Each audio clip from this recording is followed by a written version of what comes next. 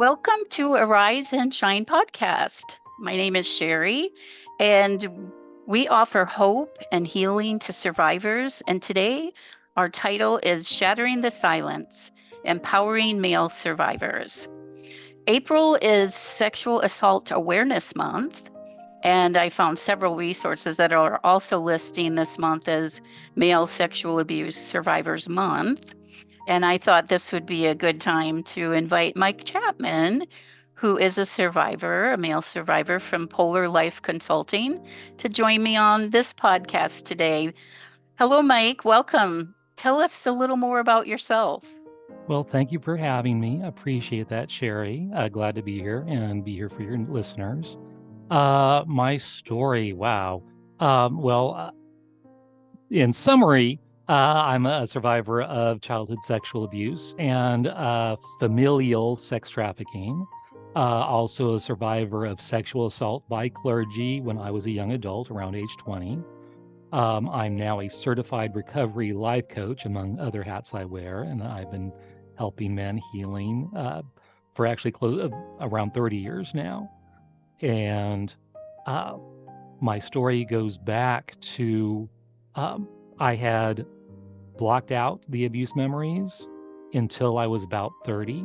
So the assault by the clergy member at age 20 was really my first memory of being abused or assaulted. And even that threw me for a loop. The Methodist minister attempted to, well, he took an interest in me. Apparently, he was a pedophile and liked teenage boys. And even though I was 20, I was a late bloomer. So I looked like 16 easily or younger. And he took advantage of the fact I was very interested in things. It's like, well, why don't we come to your apartment and discuss things further? And so I did, and then it ended up leading to attempted sexual assault. He started grabbing things, and something deep inside of me said no. Something inside of me knew this was wrong. I needed to stop it. And I did, and I convinced him to stop and leave. Um, then it wasn't until I finished college, got married, my first child was born. And then soon after that, I started getting all kinds of confused messages. Uh, and I got support group. I assumed it was because of what happened with the minister, but went to a support group and then read stories of other people who had similar issues. And one mentioned the fact that they had been sexually abused, forced oral by a family member, and something snapped in my brain telling me that was the truth. That's what happened to me, and it just tore me open. I couldn't stop crying. I talked to that ministry leader, told him what happened, and he got me to calm down and so forth. But yeah, it's been confirmed. I checked with family members. Uh, the, the perpetrator was my father, and he had similarly abused with a very specific sexual act, forced oral, to several family members, extended family members, in addition to myself. So I knew, yeah, he was the culprit. And Oh, I then learning, deeply empathize with what you've been through. right, right. And then getting that confirmation and um, then trying to deal with it. I mean, I was young, I didn't have great insurance, and was still trying to raise a family. So I got as much free support as I could, but then I kind of tucked it away. And then in 2019, I empty nester. So I had two children, and they had gone off to college and moved out. So, and it it was time to take a look at it, and the Leaving Neverland documentary, which is now on Max, on the victims of Michael Jackson. I got a hold of a copy of that in spring of 2019, and it touched me so deeply, knowing what my father had done to me, and what the minister had done with me. And it just brought all that stuff up. And I really felt like God saying, okay, now's the time we're going to deal with this. And you have time. And part of that documentary, they had an Oprah special. And in the Oprah special, they mentioned Male Survivor, the malesurvivor.org. And so I got on there that same day and read the stories and then just poured my heart out, poured my guts out, and talked about my story. And it was just so freeing to know I wasn't alone and you had a safe place to tell your story. They emphasize anonymity. So you create a profile, create a name, and you go on there and you can share your story. And by men who've been there, and it's been around for now close to, I think, over 20 years. So thousands and thousands and thousands of men have gone on there to share their stories, and it's searchable. You can search anything, and it'll pop up all the different posts that have talked about that particular topic. And so you can read more and more, and you say, oh, have this ever happened to you? And so forth. You go, wait, that has something to do with the abuse? Oh, I never thought about that way. And it was just so nice to know that I wasn't alone and so helpful. Yes. And all of the issues that I had been dealing with, others do too. That some of it was normal. And I've been coined a phrase, CSA normal, that there's so many different things that there's not one set of symptoms, but there's themes and patterns and so forth, and certain things that many, though not all, men go through. And there's a lot of overlap. Well, oh, yes, I've gone through that. No, I haven't gone through that, but yeah, I did experience that. And so much of that shared experience going, okay, I'm not crazy. These are normal for someone who has been through the severe trauma that I've been through. Right. And that And I was think very that's, helpful. Mm-hmm. yeah, I think that's so important for all survivors to know that they're not alone, that what they're experiencing is normal for, having childhood sexual abuse. Right. And it seems like the age 30 seems to be like the average age Right. where memories that have been blocked out come Well, forward. I know the research for men, the average of first disclosure is 25 years after the abuse ends before they Okay. really start telling. Mhm. And one of the things I read was when they asked perpetrators who didn't really have a gender preference, some specifically only want women or females, some specifically only want boys. For those that really didn't have a preference, they would choose boys because boys don't tell. That's so That you sad. can convince boys to not tell. And part of the grooming process, you can convince them that they consented, that they were part of it. And the Leaving Neverland documentary talked about that it was until they were adults before they even could even consider what happened to them as abuse. Right.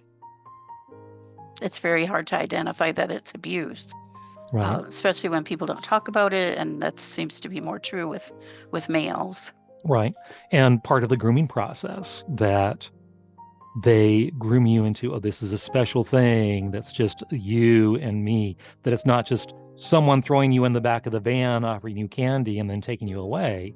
It's usually someone who has built up a relationship.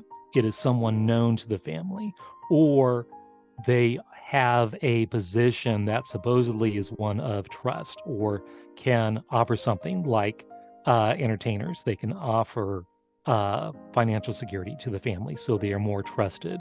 So, oh, you can't tell anyone because, yes, then that's going to stop this relationship and this financial relationship, and that'll put a burden on your parents. And they will use those things. And for boys specifically, because touch, the male body physiologically responds to touch. So even if it's abusive, even if it's negative, boys will get erections. They will have orgasms, ejaculation, and so forth. And that's normal. Your Right. body doesn't care if it's positive, if it's negative, your body will respond to touch. That's And right. that a lot of God, perpetrators will use that and say, oh, see, you like this. yeah. So that means it's okay. Or Or show that they them, wanted it. right, exactly. Or show them pornography, get them aroused and say, oh, look at that. Well, see, now do you know what that is? You know? Well, let me show you how you can take care of that.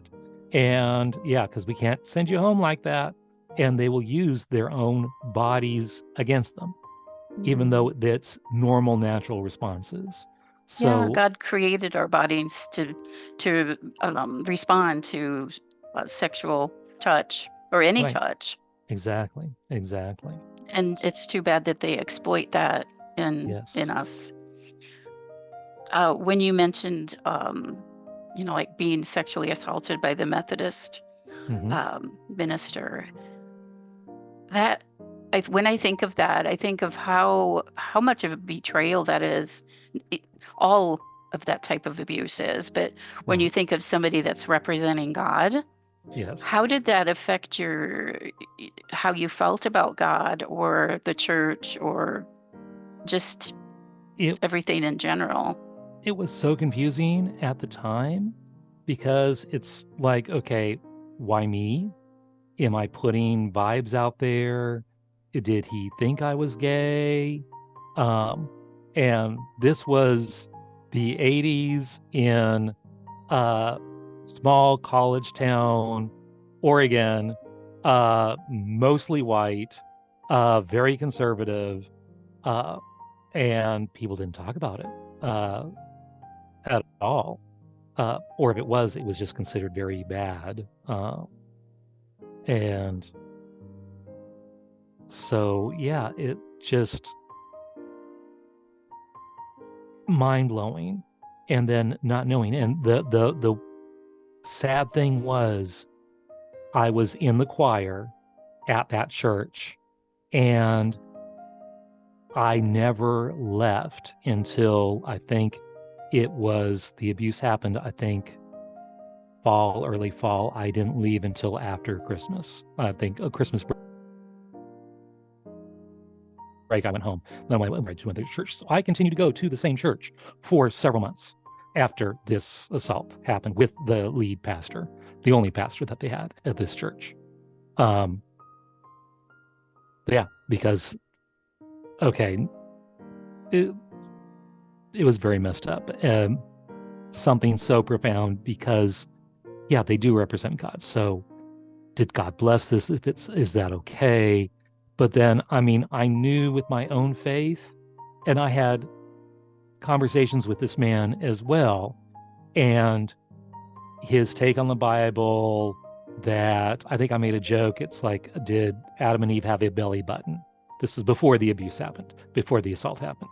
And because, yeah, that's the big thing. Did they have belly buttons or not? Because, they didn't really born. So did they have belly buttons? That's a Uh, good question. yeah. And he said, well, the Bible and those stories, they're just more symbolic than actual. It's like, oh, that was a big warning sign right there, that his own belief was that, yeah, Like that, it's just stories and right, it's symbolic, just stories, but not not really God's word right, or truth. right, exactly. So that was a big warning sign. Um, so taking that into consideration, what I knew this man to be, even though he's a man of God and I tried to trust him before the assault happened, then obviously all this stuff happened. Then realizing, okay, he's just an evil man taking advantage of his position and coming to a place where I didn't have to blame God for what happened. Right. But it took time. It did took take time and to learn to trust again. I'm Um, sure it did take time, and yeah, not leaving the church right away makes sense too, because just like it takes a while to realize when something is abuse. I mean, like you said, it was confusing, and we don't always click inside. Like, I really need to leave this place, right. because like you said, they groom and they do things to I know there's a lot of attachment involved in these situations, bonding, that's attachment. And that's hard to leave because there's other people involved in a church. It's not just you and the pastor. Right, right, exactly. And because I felt that connection with the choir, that I was committed to them. I'm And sure. yeah, so I didn't feel like I could leave or I should leave. So yeah, Yeah, it takes time to get to that realization and to be strong enough to do it. right, Unfortunately, the statistics, and I don't even like to think of people as statistics, right, uh, but they say there's 1 in 4 girls and 1 in 6 boys that have had child sexual abuse before the age of 18. I think it's yes, underreported, yes, definitely, because not everybody comes forward. right, Um, but recently I was watching a video put out by the McLean Hospital, and Matt Robinson was talking about the actual numbers. So he's calculated that there's 115 million men over the age of 18 in the United States. And so when you do the math with the 1 in 6, that means there's 20 to 30 million men out there who have been sexually abused. And those numbers really hit me more so than the 1 in 6. right, Um, and I thought, since this is April, um, Sexual Assault Awareness Month, um, I thought that we could take just a few moments of silence to honor all people that have been abused. If we did the math with 1 in 4 for the women out there, I don't know how much that would be, but um, anyway, I thought we could just take a few moments to honor the 20 to 30 million men out there who have been sexually abused. Um,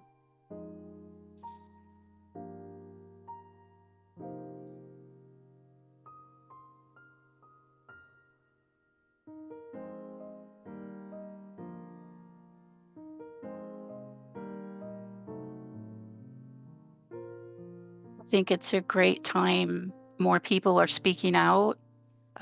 You've done a lot with your podcast and meeting together with males, and I think it's wonderful that we can be here today because I feel like the abuse, and you didn't mention the trafficking in detail or anything, but I was trafficked starting as a young girl, mm, and it's happening.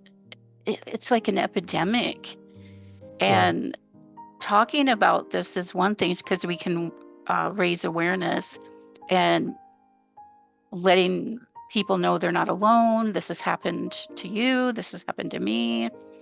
Can you tell us a little more about the trafficking experiences that you went certainly, through in case other certainly, people that are listening today, need to hear that too? yes. Like I said earlier, 2019, I started going to Male Survivor and sharing my story there. And then uh, one thing that had always concerned me, I had a huge memory gap around first grade, and I knew something probably happened, don't know what, but to have such a huge memory gap was obviously something traumatic. And I shared it there. And so they said, well, write about what you do remember. So then I started blogging about that. And then I mentioned about this weird camping experience I had a little later when I was 8 and talking about that. And it was with my father and very bizarre what had happened, but I always remember this event and not really understanding it. And so I put that whole story on there. And one of the people on there said, I think that was a boy swap event. A Oh, what? What is that? I'd never heard of that before. And this is a sexual exploitation event that, in this case, that men would get together with if they had a son or a nephew or whatever boy they could get a hold of to bring. And then they sedate them and then basically have huge sex orgy with them, swapping the boy that they bring with all the other boys that were brought. And yeah, formal name sexual exploitation event. It also fits the term of ritualistic abuse as well, because there's very organized, regular, routine things. And what happened when I was 8, there was a gas crisis, 1973, I believe. So huge gas lines, where you couldn't even fill up your tank. You could only get like half a tank or so many gallons, and you would have to wait in line for several hours because lines of cars would go around the block. This is back when we had gas guzzlers, and wait in line for a very, very long time to get through to get the little bit of gas you need. And apparently those delays were enough to cause whatever sedative I was given to wear off. So me and 2 other boys, when we arrived to this event, which, looking back, it was about a 4-hour drive from our home, not counting gas time, waiting in gas stations, that whatever sedative we were given were off. So we arrived at the campground fully aware of where we were, what was going on. And so they told us, okay, you 3, you go over here, you stay on this side of the lake, stay away from the building, go and play. Don't get in the water, but just go and play. We'll bring you food. And we'll let you know when lunch is ready. It's like, okay. And that was camping. And apparently this is extremely common. White middle class men getting together to sexually exploit little boys. And we deduce that was right around the time, soon after that, my father left my mother and divorced.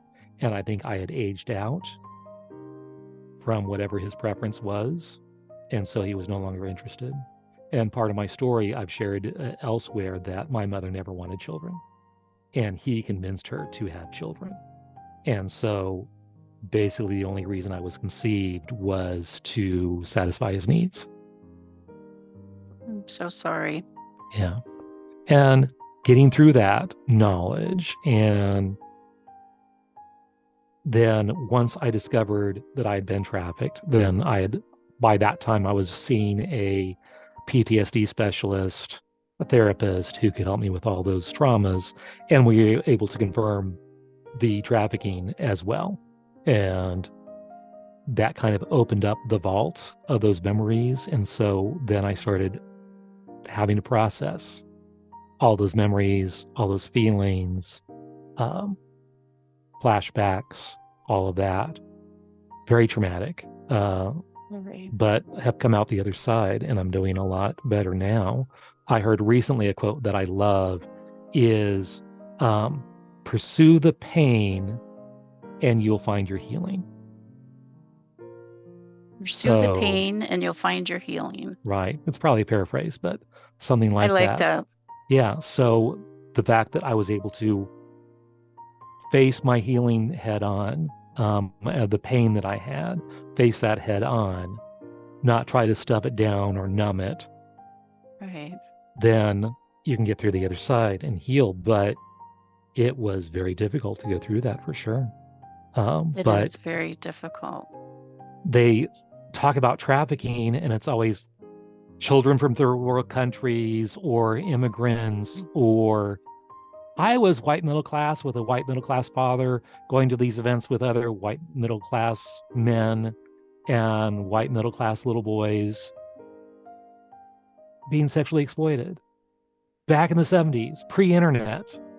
Yeah, and before people even knew what trafficking was. Right. But this stuff has been going on for decades, for years and years and years. From what I understand, there's a lot of mafia ties. Back then, it would be, porno rags that, hey, you want child pornography? Fine, it's here. And in the back, they'd have classified ads. Hey, you want meetups? Hey, come to these meetings, and then we'll talk about events or whatever. And Right. the NAMBLA, which is the North American Man Boy Love Association, mouthful. That's advocacy organization for basically pedophiles to try to legalize it. They've been trying for decades to do this. All kinds of literature. One of the mottos that they had for those who like the younger boys, sex before 8 or it's too late, is one of their mottos. And yeah, just horrifying by some of the information I was able to uncover.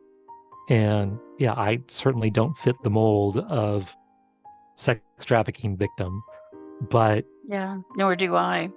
yeah, It's like the familial trafficking, involves parents or step parents or right, people, like I went to school and here was a nun and a priest from the Catholic school and church that were involved in mine and also my wow, family. And then, but it's not like either of us were taken in some van somewhere and were missing, right, missing persons.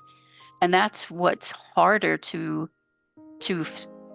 see, right, because you go to school, you look like on the outside like a normal family, and here in the United States, there's I know hundreds of survivors who have been trafficked, right, and they're not from third world countries, and people don't even suspect anything is going on, and the person right, themselves has the memories blocked out.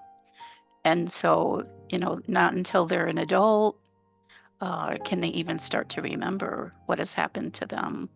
right, But the effects, like you mentioned, PTSD, I know I went through so much anxiety. I mean, it was more like walking around in terror and having fear mm, and depression, anxiety, right, and just feeling like a bad person, feeling right, like I, unworthy. yeah. And so, what were the effects that you personally dealt with um, because of the childhood sexual abuse, and also the assault, and then the trafficking? Well, like I mentioned earlier, although the repressed memories, they run a vault, but I call it a leaky vault. So that trauma, though we don't remember what exactly happened, um, while we're growing up, because our mind, to protect us, sealed off those memories, but it leaks out and it informs us. So I know I was bound oftentimes during the trafficking. I know that now. And because of that, all kinds of images of bondage would come to mind. That ended up being the pornography I would be mostly attracted to once the internet came out. Um, and I got into that. So, um, but even before that, yeah, those fantasy images, revenge porn would all, in my mind, revenge fantasies would often involve bondage of whatever bullies were being mean to me or whatever. In my mind, that's where it would go. And yeah, being afraid of men, of finding friends, because the hypervigilance is there. So your safety alarms are always there. You're always on alert. You're not able to trust. Um, and not able to be who you should have been. Um, that one of the things I learned that survivors learn to smallify. We make ourselves as unassuming Yes. as possible, take up as little space as possible to keep us safe. Hmm. And part of my healing is learning to do the opposite, to bigify. So uh, now I've got a podcast. I just purchased my own home for the first time, brand new home buyer. Yay. Yay, just a few months ago. Congratulations. Thank you. But all of this is part of my healing is learning, okay, I don't have to smallify, that I can be this big, boisterous person, and that's okay. And learning that. Part of my healing, it's like, why did I just randomly talk to a person in the line at the grocery store? That's not safe. I don't do that, but I do that now. And I'm going, wait, who did that? Was that me? Did I just do that? And as I've gotten healing, more of this, what true Mike is coming out and liking that. And I don't have to be that hiding in the shell persona that I needed to be to protect myself for so long. Yeah, and finding yourself, I think of what some people call as like a midlife crisis, where they Right, feel like they got to find themselves. But this is different. This is like connecting with the broken child, right, that had to hide, that had to be quiet, without a voice, and which is a big part of healing is telling our story, finding our voice, finding ourself, connecting with emotions.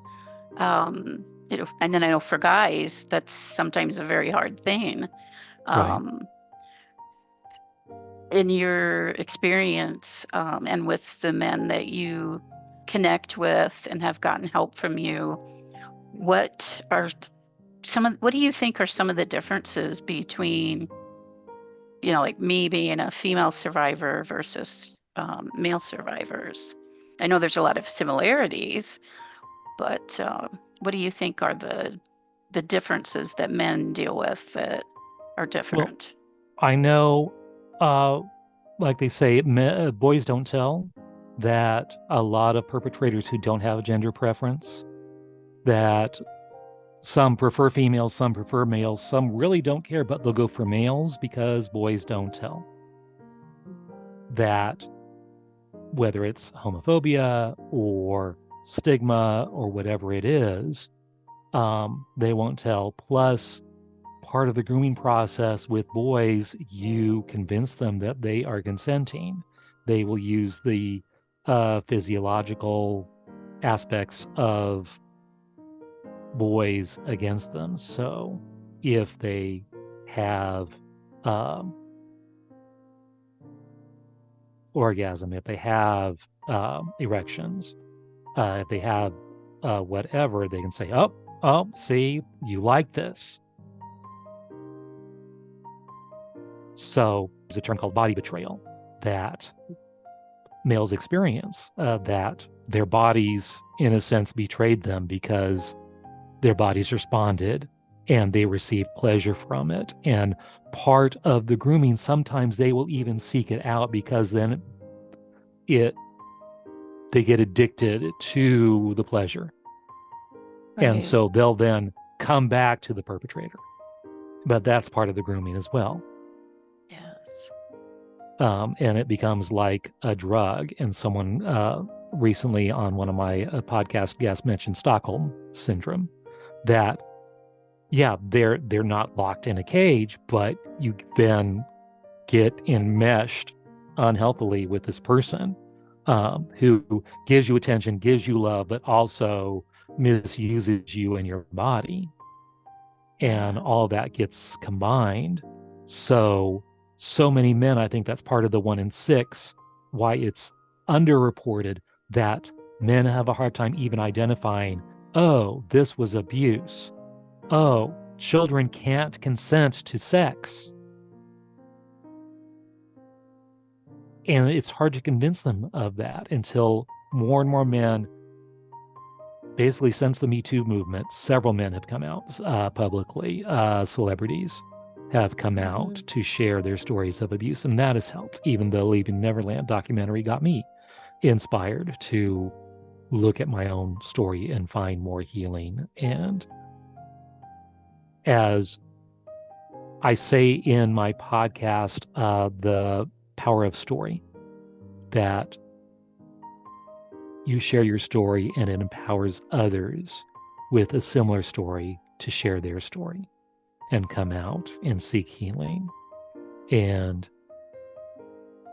you can tell someone it wasn't your fault, but they can hear, oh, this person went through something similar to me. Oh, wow. And they're doing okay. And they're making it through and dealing with this stuff and realizing, oh, it wasn't my fault. Wow. Because the part of the grooming is they convinced that it's the child's fault. That, Yeah, they oh, you're do. making me do this. That, oh, and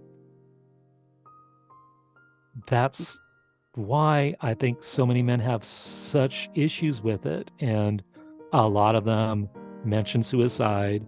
I hear it a constant theme on the podcast. Every time it is, then it's like, okay, I put in my notes, okay, mention the suicide, and they have the 988 hotline and so forth. And there's a website internationally as well, because I know I have podcasts are kind of international, and most web stuff is international. So you try to think Right. globally, not just the US. And yeah, there's crisis hotlines and websites for across the country or across the world as well, finding all those suicide prevention resources out there. But yeah, that's definitely a common theme that they Yes. feel hopeless and that they're the only one and that it was their fault and they get all this guilt and shame put upon them. And if they go forward, then oftentimes, yeah, it'll be victim shaming, victim blaming. And so men often choose to not tell until they get to be my age. Uh, like 20 to 25 years is the average from the abuse stopping to first disclosure for a lot of men. Sometimes because they block it out, sometimes because they don't identify it as abuse. Exactly. And then I think for me too, one of the things is feeling safe, and then it takes a while for you to even realize that you are safe. Right, And what was all that? And yeah, a child is powerless over what an abuser does, but they, like you said, they say all these things, and their body betrays them in so many ways where it feels like a betrayal because they don't want the abuse, but right, then sometimes they want the love and the affection and right. even the pleasure that comes with it.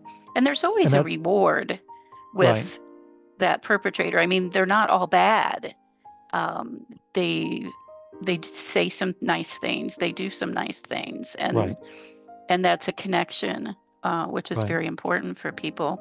I And think I when they look at victims, it's like a lion going after the herd. They're gonna not gonna get the strong ones. They're gonna get the ones that are weak, the ones that can be easily manipulated. They'll look for someone who maybe has a bad relationship with their father, who is like looking down at the ground because they are very ashamed or embarrassed or whatever.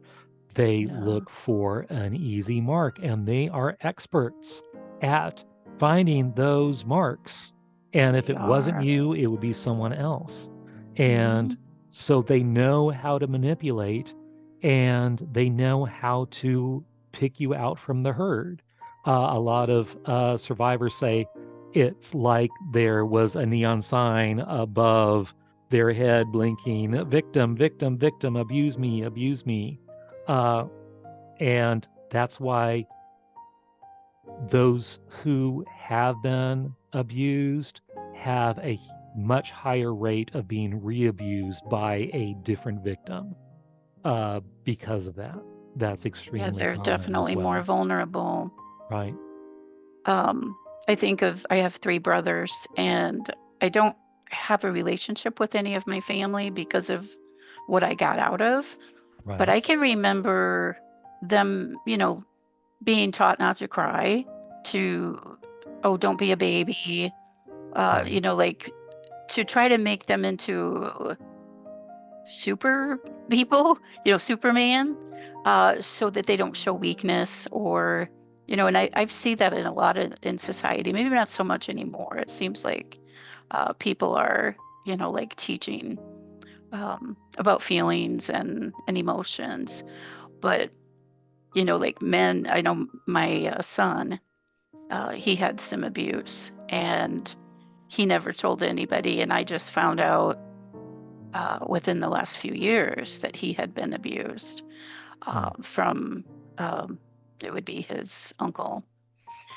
And there's so much, like, I know that he felt like he can't tell anyone because he couldn't identify it as abuse, for one thing, Right. but then to be able to share how he felt with people that told him not to, kind of like suck it up Right. mentality. Um, Right. I've been told, well, why aren't you over this? Why are you still dealing with this stuff? And, I mean, they talk about forgiveness, and yeah, I do believe in that. Though, as I've been going through this, more stuff comes out that had been blocked or whatever, and then I discover more stuff I need to forgive as right. well. But then more wounds uncover that have not been healed. It's not like you can take a pill and magically, okay, you're done. You don't have to deal with this anymore. Uh, it's multi-layered because Yes, it is. the abuse happened for so long and our brains got so skewed as a result and so wounded as a result. It takes a lot of healing and a lot of effort to get there. I mean, I'm still going through it. I was at a retreat recently for leaders of the ministry I work with. And yeah, I got a severe trigger there, even though it was men that I love, that I am extremely safe with. I got severely triggered and ended up having not quite a full flashback, but yeah, I got extremely triggered. Um, Mhm. and then had to deal with it because it's like a wave. You have to just ride the wave. You can't just decide, okay, I'm not going to feel this way anymore. The feelings are It there. and And triggers can come right, no matter where you're at on the recovery journey. right, It's not like all of a sudden at some point you don't ever get triggered again. right, Uh, some people call it like peeling an onion. There's right, layers of healing and forgiveness, and just all of the stuff that people deal with. right. I saw a very powerful video. It's called "Step Inside the Circle." And it was at a male prison in California. And Fritzie Horseman, uh, she founded what's called the Compassionate Prison Project. Hmm. And it's on YouTube. You can find it by just searching Step Inside the Circle. And she's standing in the middle of a great big open circle of men out in the prison yard. And she's wearing a t shirt that says, "There is no shame." And she tells the men, if you've ever been like yelled at, like step inside the circle, and then they would go closer together. And as she was saying these different things, if you've ever been physically abused, step inside the circle. And some of the men didn't want to come forward, but then when they looked around at each other, they realized they weren't alone. And so Right, then they were more willing to step closer into the circle. And this one of the statistics I heard recently was that 95% of the population in prisons are male. right, And knowing that the statistic 1 in 6 is really off, it's really underreported. right. Especially I in the would, prison population, for sure. Yeah, yes, I would not be surprised if a lot of those men have had childhood sexual abuse. yes, And it's such a powerful thing when people like you and Fritzy, and I know I've spoken out for like just to thousands of survivors. It's a very powerful thing when that person's, we see each other, we speak out, we talk about this, and then people realize, oh my gosh, what happened to me wasn't my fault. And I'm not alone. Maybe I can tell my story. Maybe there's hope for me.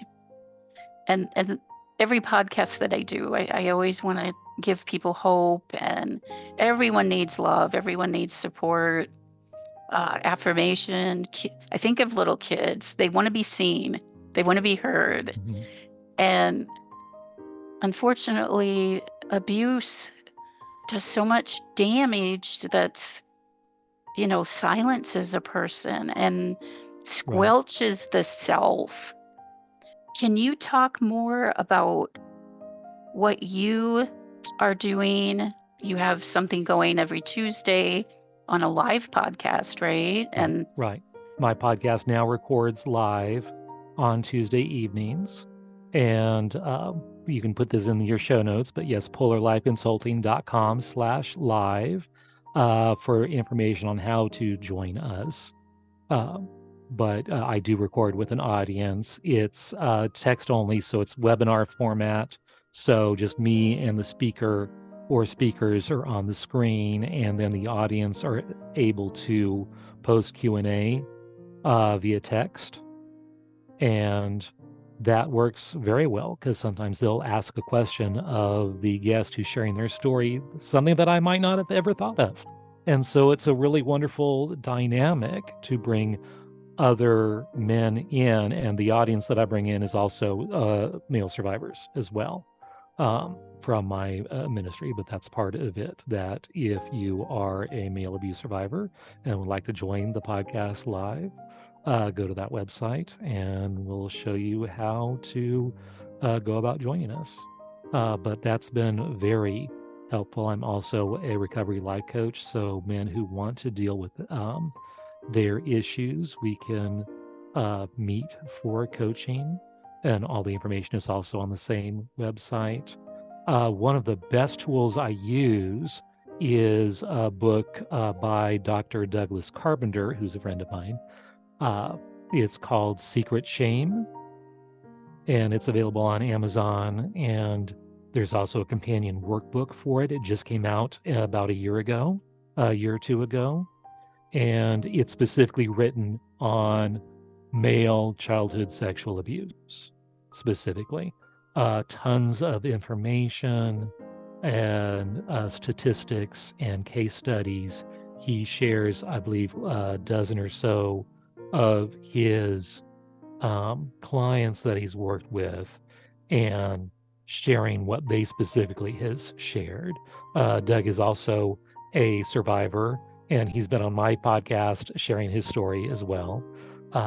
But it's very helpful tool, especially the workbook. It gives all kinds of surveys and so forth to help you look at the effects that the abuse has had on you and your life in very practical ways. And there's lots of other tools out there as well. So I try to offer free resources. Like I mentioned before, part of that group to come onto the podcast is a live chat room that you can join as well for free. And other survivors are there and offer support to each other. And that's been helpful. And there's other ways as well that I have on there. And then my podcast, I just posted my 30th episode. So there's a nice big, yes, a lot of them are men sharing their stories, but I share my story as well. And occasionally I do an episode where I just talk and share from my heart. And I do that sometimes as well.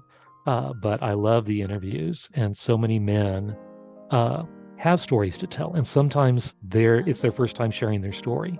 And I want to create a safe space where men can come. Some of them come anonymously and use a pseudonym or just their first name and share their story, because that's where they're at. And I love to honor that.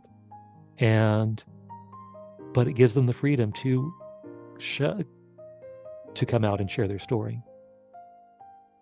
Thank you for creating such a safe space for men to do that. I also found another website online called mensgroup.com, and they have a discussion community and support groups, topic groups. They have a social hangout, podcast, blog, and it does cost money, but some of the things on there I think are free. And I was also listening to, it's called Echoes, the Stories of Male Survivors Overcoming Sexual Trauma audiobook, and that's available on Amazon. Again, that's called Echoes, the Stories of Male Survivors Overcoming Sexual Trauma, and it's an audiobook, and you can listen to a portion of it. And then there's another resource I found called oneinsix.org, and it's not the numbers spelled out, but it's the number 1 in, then the number 6. Right. And I can put all of those in the comments below, or the section below.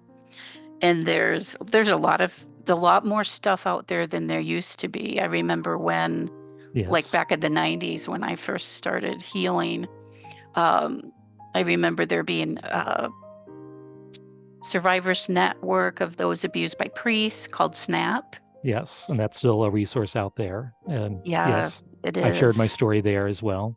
Oh, you have? Yes. Where Well, I think haven't you shared it? I know. I did it anonymously. That was back when I was not quite ready to share my own name yet. And so I used a pseudonym there, but they've got one place where you can share stories, and I did. And that was helpful in learning how to tell my story. And yeah, and I've shared a bunch of places. I've got a link tree. I need to update it with all of my podcast and media appearances. And yeah, it keeps growing because it becomes addicting. Once you start sharing, then it's like, oh, that's not too bad. Okay, well, let's share it again. Oh, they want my last name? Oh, well, maybe I can share my last name. Okay. Oh, video. Okay. Wait, you're going to ask me questions? Oh, goodness. Okay. And then you survive, and it's like, okay, well, this is kind of cool. And it's freeing. And for me, the little boy inside of me really loves sharing his story.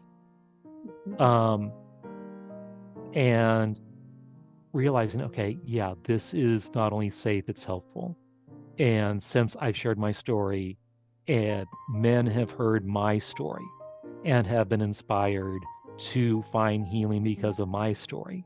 And those men have started to share their story, and other people have heard their story and are inspired to get healing from their story because I shared my story. And that was because the Leaving Neverland, they shared their story. And it's this snowball effect. It is. It's the power of story. It is so powerful, and it's empowering to the little guy in you and the little girl in me, that right. and in others. And it does give other people hope. And then it's like, well, if they can do that, so can I. Right. What would you say to male survivors who are listening that may still be struggling with, did what happened to me was that even abuse? Or if they're just, not knowing where to seek help or where to go from here. Right. What would you say to them? I know one of the survey questions when I screen for people joining either the live podcast or my chat room, because men don't always use the term abuse, then I say, did you have sexual experience before age 18 where you just felt icky? It's they call it that ick factor. It's like, yeah, I don't know if I call it abuse, but yeah, it's kind of icky. Mm-hmm. And it's like, oh, qualifies you. All right, yeah. That because we don't think in those terms, but yeah. I mean, it was icky, and it's okay. But no, the abuse was not your fault. And I close each episode of my podcast with that. I heard it on Male Survivor, and everyone says that so often because we need to hear it. We so much take our blame because as children, our egocentric nature, like, A kid, oh, I'm going to pull a blanket over my head, and because I can't see you, that means you can't see me. That's how egocentric we are. So if something bad happened, it must be my fault because the world surrounds around me. That's how a child thinks. So Yes. automatically, this horrible thing happened. I must have done something wrong to cause it. That's how children think. The abuse was not your fault. And I say it again to camera, the abuse was not your fault. That is the key message that male survivors, all survivors, need to hear, that it was not our fault. Thank you so much for saying that, Mike. I think that's one of the hugest things that a person needs to hear, and that we believe them. Like Right. when they do share that, Right. they are believed. As we come to the end of this episode, I want to extend my deepest thanks to you, Mike, for your courage and sharing your story from the beginning, when you first started to share, and the insights that you've shared with us today, and your commitment to helping others on their journey. That just encourages my heart that there's people like you out there. And for our listeners, I want to encourage you to share your story, share your truth, and your experiences do not define you. What has happened to you is not who you are. And just giving you permission to reach out for support. There are resources available. You can look at the ones that'll be listed in the description. Be sure to contact Mike at polarlifeconsulting.com. Thank you, Mike. And your voice matters. You matter. You are deserving of love and healing. Thanks for being here, Mike, and talking with us today. And thanks for listening to Arise and Shine After Abuse podcast. Until next time, this is Sherry.